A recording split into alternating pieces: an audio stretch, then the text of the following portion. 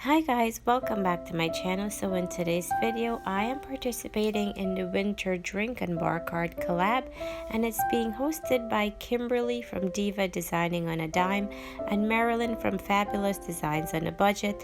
I will leave a link to their channels along with a link to the playlist in my description box below. Ladies, thank you both for hosting. I will also leave the recipe in my description box below. So I am using my Lazy Susan for this today. And my drink is super easy. 3 ingredients at the most you need, equal parts of it, and you mix it all together, and that's it. You can garnish it with some fresh cranberries and some lime slices. You could also add some champagne, some rum, some vodka, whatever your preference is. I kept mine clean because my kids enjoy this drink as well, and that's it. So I hope you guys enjoy this quick video, and if you did, please leave me a comment. Please give this video a thumbs up, and I hope you will consider subscribing. Please enjoy the rest of the video, and I will see you in my next one. Bye bye.